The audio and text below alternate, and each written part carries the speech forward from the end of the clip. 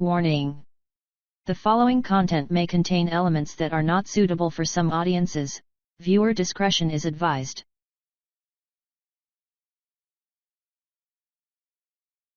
Yebo, awusabona sabulisa kwisizwe umhlaba jikelele kuma-Afrika wonke kusizwe sonke kubaphulaphuli nabamameli nababukeli kumakhaya ngamakhaya kwindawo ngendawo jikelele.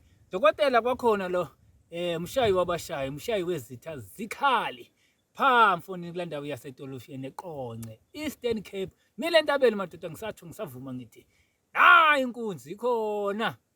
Eastern Cape ikhona inkunzi. Hayi angithi abanye abazonkunzi kodwa nami indoda iqula ngezayo madoda. Kwashashana umama Kondla. Kodwa nikho lapha madoda, mina angumuntu nje wokulwa. Umuntu omnandi ozithandela nje into ezimnandi kodwa onenhloso noma onephuthu lokunceda abantu. Mina nginceda abantu madoda ngeqiniso. Nginceda abantu ngendlela emnandi. Yeah, awusondele nje kimi. Nami into endizithethayo uzozibona. Okay. Namhlanje ngifuna uthetha ngempande. Ya, umXhosa lo uthetha ngempande. Impande ke siyazela kwaZulu. Ya, impande siyazela kwaZulu kodwa mina ngithetha ngayo namhlanje ngoba ngiyiphethe. Ngoba ngineziqu zokwenyanga zakwaZulu. Futhi angikufihlisi lokho. Ya, angikufihli, angikwesabi. Ngiphethe thu ibheke lemdaka yakwaXhosa. Bazayazi abantu bomshologu. Manje thetha ngebheke lemdaka ngithetha ukuthini. Ngiphethe ibheke lemdaka yakwaXhosa, ngiphethe impande yakwaZulu. Ya, ungibona nje ngisehlathini kusokha impande. Ngibona nje ngisehlathini ngisecanga kwezihlahla. Ngakha mina esihlahla. Yabona esihlahla?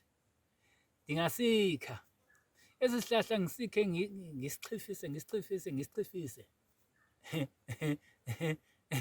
Ebese ngikho umhlabathi kanje nje. Bese ngikho umhlabathi kanje. Yangizwa? Bese ngikhuluma nale ndoda. Ngumuntu ke lo. Basiloselwa sisigubu. Ngumuntu. Bese ngikhuluma nale ndoda ngikho imfihlo. Bese ngiyichathaza imfihlo, bese ngiyakhuleka kule ndoda. Ngithi mina gogo nogobile saluka sempondo vuma ndoda yavume esizweni. Nanku umuntu ngakaphile. Khuluka inhlelo zakhe, khuluka yonke into yakhe ayidingayo. Bese ngithi hlamba. Kwenzeka umhlolo. Angifunisi ngiyenza. Ukwenyanga. Ukwenyanga kunemfihlo. Ayihambisani lento yokuba ube nemithi 100,000. Ayihambisani nalokho, kodwa ihambisana nemfihlo. Okay, angikho ke lapho. Apho ngikhoyo ngiphethe impande enzima la ekhaya. Ngiphethe umuthi onzima ophilayo bathi nguMshayi. Lo muthi onzima ngalendlela ngoba lo muthi uhlanganisiwe amakhamba amaningi esintu. uMshayi xa bembiza lo muthi. Lo muthi ngiyawakha kodwa andiwakhi ungekafika ekhaya. Wena muntu umdingayo. Lo muthi unceda abantu engithi wena uthi kimi, "Hey, ndinesimnyama." Futhi esimnyama kodala sisetshenzwa ayasuki la. Hey, kunento abathi ihamba nami esisilwane.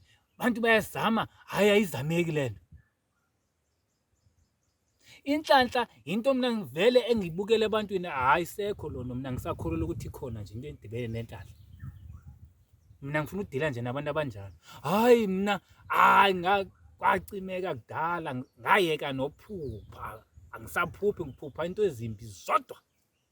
Awufike ukuphathe ngezi zami nje. Angifuni ukukhuluma okuningi. Awufike nje ekhaya. Kodwa le mpande ngithi mina ngakwenzela emihlola. Awufike nje ekhaya nikwenzele. Siqale sikhulumisane manje ukunika le mpande. Siqale sikhulumisane bathi ngishaya le mpande. Siqale ngikhulumisane nawe. Mangaba futhi awufike emandleni yami. Mangaba ufike emandleni yami bantu. Ngicela sehlele ngezansi ngoba le mpande inzima kakhulu. Yenza imihlola.